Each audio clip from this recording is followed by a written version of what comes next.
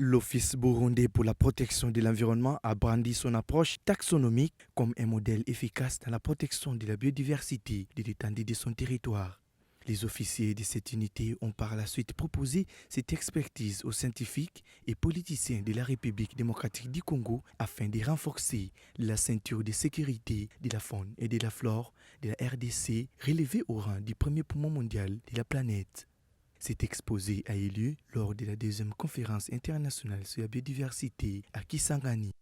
Mon exposé portait sur les formations taxonomiques et en gestion des collections au Burundi avec l'appui du programme CEBIOS. Alors, je voulais partager avec tous les participants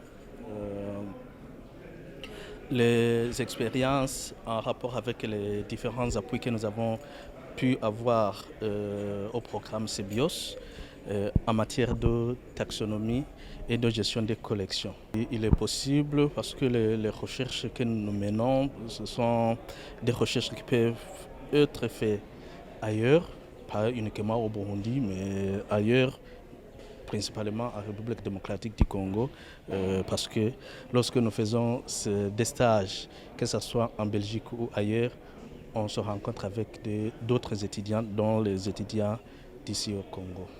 La taxonomie est une technique relevée efficace par les différents scientifiques dans l'apprentissage des techniques professionnelles de préparation, de manipulation, d'étiquetage et de conservation des spécimens. Dans un pays aux conditions favorables, elle va permettre jusqu'à faire les analyses microscopiques et les clés de détermination contenues dans les genres et sous-genres d'espèces, surtout en voie d'extinction.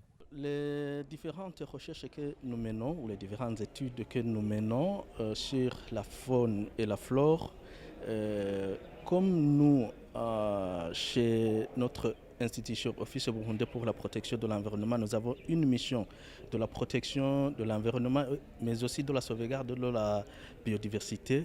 Nous avons en principe, il faut protéger ce qu'on connaît. C'est pourquoi alors nous menons différentes recherches pour savoir qu'est-ce que nous avons dans nos milieux naturels ou dans d'autres milieux pour pouvoir protéger ou sauvegarder ce que nous connaissons.